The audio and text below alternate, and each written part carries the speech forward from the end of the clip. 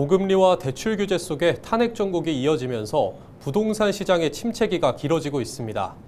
정부가 주택시장 활성화를 위한 공급 확대와 금융 부담 완화 정책을 내놨는데요. 얼어붙은 시장을 녹이기에는 충분하지 않다는 지적입니다. 차선영 기자가 보도합니다. 올해 1월 1일부터 2028년 사이 출산한 가구를 대상으로 신생아 특례 대출 소득 요건이 부부 합산 연소득 2억 5천만 원까지로 완화됩니다. 연소득 2억에서 2억 5천만 원 구간은 상위 2%에 해당하는 고소득층으로 사실상 소득 제한이 사라졌다는 분석도 나옵니다. 지방의 미분양 물량 해소를 위한 정책도 시행됩니다.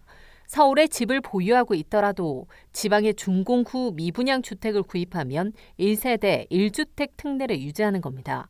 단 전용 면적 85제곱미터 이하 또는 취득가격 6억 원 이하의 미분양 주택에 한정됩니다.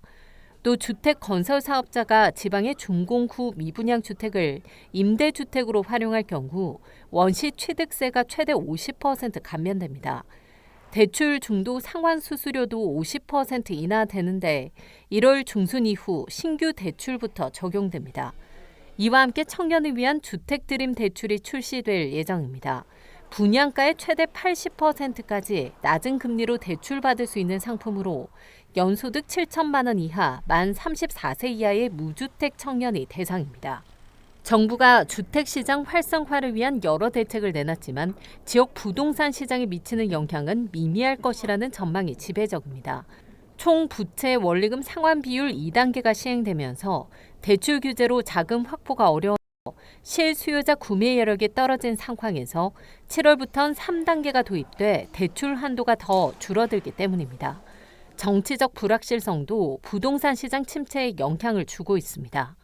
하방 압력이 어느 정도 작동했던 우리 지역시장에서는 결국 트럼프 미국 대통령의 취임이라든가 아니면 탄핵 정국 자체가 오히려 주택가격의 불확실성을 좀 더 높이는 쪽으로 작용을 하는 것은 분명하다라는 측면에서 보면 당연히 투자 수요는 위축이 될 것이고 지역 실수요자 입장에서도 당분간은 좀 대기 수요로 남을 가능성.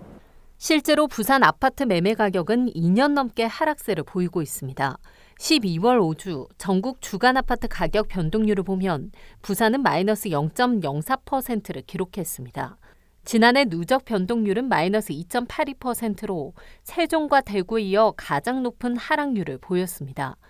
상반기까지 침체가 지속될 것이라는 전망 속에 금리 움직임과 대출 규제 완화 여부가 지역 부동산 시장에 영향을 미칠 것이라는 분석입니다. 헬로티비 뉴스 차선영입니다.